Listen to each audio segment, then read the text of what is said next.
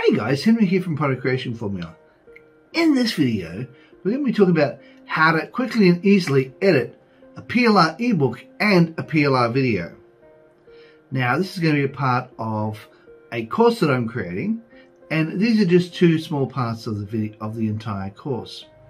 Now, before we go ahead and do it, I just want to let you know, here at Product Creation Formula, we love to give you tips and tricks to be able to help you create your products quickly and easily. Along with that, we also do product reviews, as well as tips on how to make money online. So if that's the sort of thing that interests you, how about you smash that like button, as well as subscribe and hit the bell icon so you can be notified whenever we upload more videos. Okay guys, let's go check it out. Now, when you're editing a PLR ebook, you need to do these things to make sure it's unique. Now, that's really important because if you're trying to sell the same thing that everybody else is selling, you're not going to make any money at all. So if you can make it unique and make it unique to yourself and put your own spin on it, then you'll find that people will be more inclined to want to purchase it. Now let's have a look at how we do that.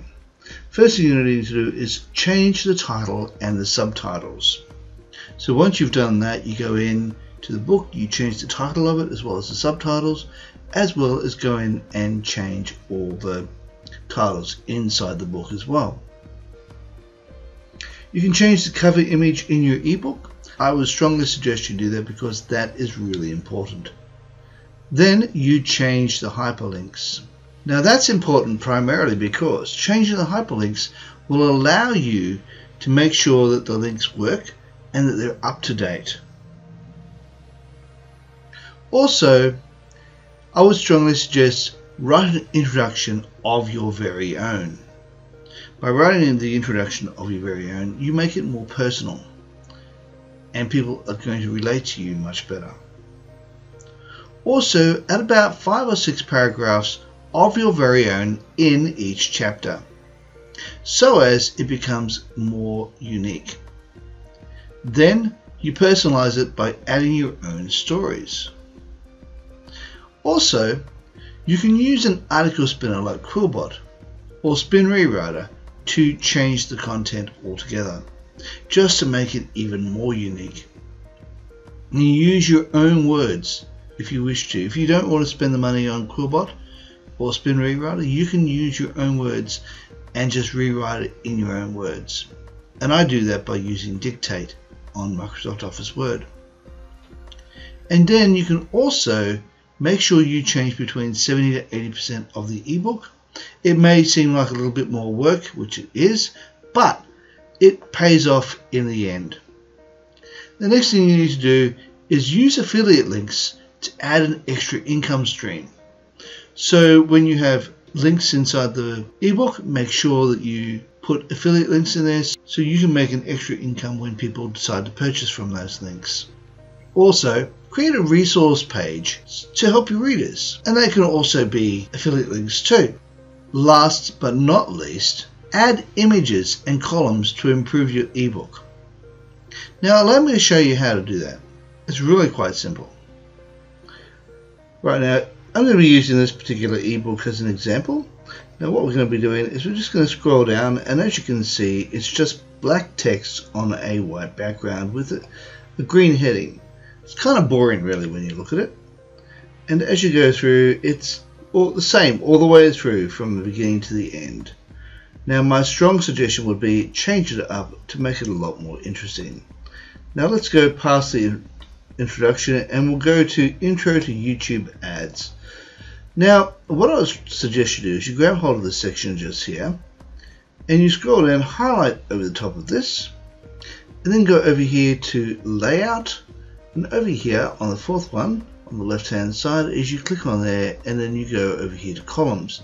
Now if it's at say font 16, I would suggest you use 2 columns and it will look a lot nicer. And in here you can actually add an image. Now let's go find an image.